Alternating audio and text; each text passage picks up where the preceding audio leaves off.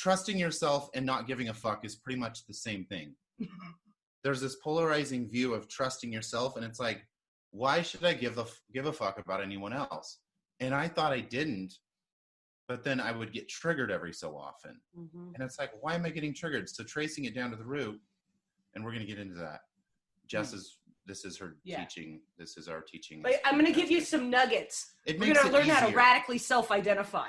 It's going to be awesome. When you self-identify all the way to the roots, then you can see the nutrients that feeds it, and it encourages you to either put it aside, which I'm kind of doing a little bit right now, put it aside, or deal with it if you have the time right on the spot. But I know there's some anger behind it, so I'm not going to do it in the middle of this show. Right? So he's practicing the tools right now because you know what? Life's long. Yeah. And so that intuition, you said something in your intro when it comes to this idea of trust. You said, congratulate yourselves for every little thing you do. And keep looking back and congratulating yourselves. And like that is just like the sweet essence of trusting yourself and not giving a fuck. Like, celebrate your wins. That's just beautiful. All of them. That's the fuel for that. It's so hard to do that because I know when I get compliments or whatever, I'm like, oh, like I can't accept it because I'm just trying to live each day. I'm trying to just get through whatever I'm going through. So to congratulate myself, that's hard to do. Yeah. But it's so needed, like in order to heal. And yeah, you are absolutely right. And you know what? This is the perfect time to do this. So there's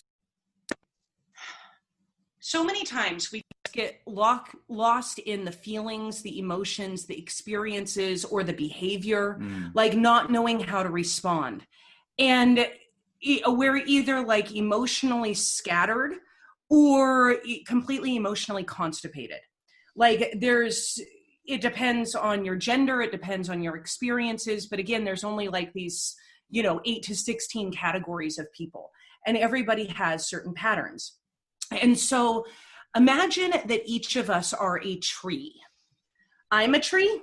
You're a tree. All of our kids are trees. Look, we have our arms in the air. We're trees. Our fingers are our branches.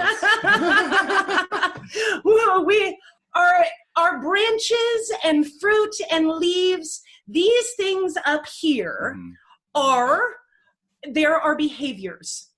They're good and bad. They're everything. Good, bad, ugly, and in between. All that we do. So it's our healthy eating and fitness. It's our self-sabotage and eating disorders and addictions and yelling at your kids and all the outward stuff. All the outward stuff. They're all your. Sorry, Reid. I'm whacking him in the head with my limbs. We should just make this part of the routine. Our limbs are waving right now. Like, this is our behavior. Yeah. Yes. And then, arms up. That's it. Because it feels good too. Yeah. And then we have our trunk, which is our core. And those are our feelings and our beliefs. Or excuse me, those are our feelings, experiences, and emotions. So that's where when you do some sort of therapy, a lot of people get stuck right there. You get stuck. That's where you get your healing fatigue. That's where you just get exhausted trying to work through all the damn issues. Too much identifying. God. Right. Too much hashing through, too much talking, too much bullshittery in there. And we get stuck. You know what? This analogy just popped into mind.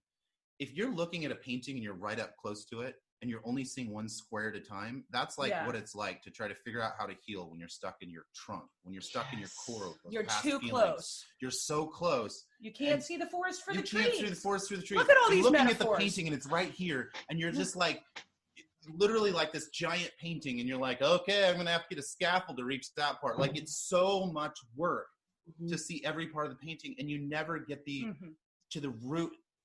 We're going to get to that. There's this joy behind it. We're trying to get to the part that we actually like. We're going from pain to pleasure here. Right. You need a North Star. Yes. Like, there has to be a point to it, because if there's no point, why the fuck would you want to deal with this shit? And that's when meth or heroin or suicide looks better. because there has to be a point. Or staying stuck, that even feels better. Right. Yeah. Sometimes you should like coasting, gently coping. And that's why I was grateful that my trauma was so extreme, because I literally just couldn't coast. It was too bad that I could not coast. I had to deal with it. So the roots of the tree are your beliefs. Those are the things that existed before we did. Those are the generational cycles. Those are the religious, sexual, the values, who you are. Those are the things that you don't know because you don't know because you've never heard. And here's the thing is that you can't be ashamed for not knowing what you don't know.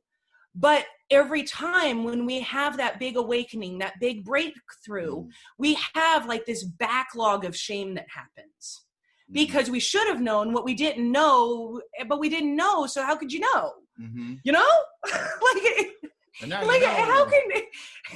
can you be mad at yourself for not knowing something? But yet we do that. We beat ourselves up. A great example is actually, I didn't know that the sexual abuse I experienced when I was 4 and 5 was actually even wrong or not a normal experience until I was like 10, 11, 12 years old. Because no one ever talked to me about sex. And so I was sitting on the side of my bed with my best friend, like we're, you know, huddled down between the bed and the wall, and we're talking about it. And it dawned on me that she's never had sex and didn't know what it was. And I had remembered like having orgasms because our bodies are supposed to be sexual. And so when that's flipped on, it's something that's very real. And that is another area of shame that can happen too, that is very common. But it was that I just didn't know that it was wrong. And suddenly I knew it was wrong. And I had this backlog of shame. And so really, when you're going down to the roots, you can get stuck there too. You have to go all the way down, have those breakthroughs, and then turn around and come right back up. And the reason why we have what we do, we call like total transformation, because when people come to us, they're at a shit or get off the pot moment. They want their life to change and they're ready to change. It doesn't matter what it is. There's always one big thing, one big domino, if you will. This has to change now. And when you heal the roots and trim the tree at the same time, it creates this radical life change that happens so fast. But so many times it's society, we get stuck up in the tree trying to trim the branches. And what happens when you trim a tree, but you actually don't work on restoring the soil, giving it better sunlight, giving it better nutrients, giving it better water? The same fruit grows back. And then we wonder why we have a problem of relapse. It's because the root's not changed. It's like our chemistry, literally. I mean, there's some science here. There's a lot of science. Some scienciness, but literally. I'm not a scientist. Right, but think of a tree. Right. You feed it the right nutrients. How do you know what nutrients to feed it? You got to look at its chemistry. Right. We're looking at the whole tree, the whole chemistry. It's so We're looking at simple, all of us. right? We want to feed that. It gets so complicated when you have, like, our family has 7 trees. And we're all growing in the same soil, and they all have their own opinions, their own thoughts, their own like way of doing things, their own quirks. Because I mean, you get 2 of us having babies, and man, they get crazy. And they have some radical thoughts that blow my mind. So it's learning how to self-identify where you are, where the clog is. Give yourself permission to just not deal with the fruit for a minute. Is it going to kill you? If it's not going to kill you, let's just go straight to the root. We can do this slow. We can do it fast. It's just being able to self-identify where you are, what's going on, give yourself permission to be in the right now, that it's okay. And like, ultimately, you just work on the roots real quick, have your paradigms. But then it's like, why would you even want to talk about the stories? And there's sometimes that I just tried to ignore, like, the actual experiences and the feelings that were in my trunk. The key is, and where the real passion and the excitement and the joy of life comes in when you come back to those after the breakthrough, because now healing becomes really easy. You can separate the feelings from the logic, and you can look at things from different perspectives, and you can really simply apply compassion to everyone within those stories. Like when I look at the boys who raped me when I was a little girl, they were 13, 15, and 19-year-old brothers. They were not violent. Someone was showing them love in the same way they were showing me love. A 13-year-old boy who is healthy does not wake up one day and go, geez, I'm sick of playing Atari. I think I'm going to go fuck the girl next door. Yeah. Yeah. These are cycles. But because I was able to come back up to that story, now I can tell other people that it's going to be okay. I can validate other people's stories. I can sit here on this podcast. So for me, going back and doing that healing, doing that work as easily and as quick as I want to, I can make it take a long time, or I can do it pretty damn fast. And then you just deal with things as they come up. Just like what Reid was saying earlier, like he's like mostly okay all the time, but he had this thing that came up and now he's dealing with it. Yeah. We literally schedule our healing. I'm not going to go drudge and try to find it. Mm-hmm. I wait for stuff to come up. When it comes up, I'm like, ooh, can I work on this now? Most of the time it's no, because I have 5 kids and a business and a husband. Mm-hmm. And so I'm like, okay, I'm going to deal with this at Tuesday at 3:00. Mm-hmm. And I literally just put it away. And Tuesday at 3:00, I do not fail myself. I go, I pull it out, and I deal with it. That's amazing. And a little awareness goes a long way. Like just me being currently more aware, like having this breakthrough of being aware of my deep intuition is so powerful, because if you can see the benefit of what you're doing when you go to the root of whatever your roadblock is, when you know that there's shit getting in the way and you just want to release it, it's so much easier when you actually see the benefit on the other side.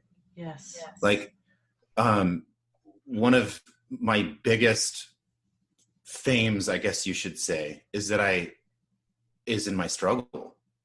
For years, I tried to heal, and I believed it should take time, and it should be hard.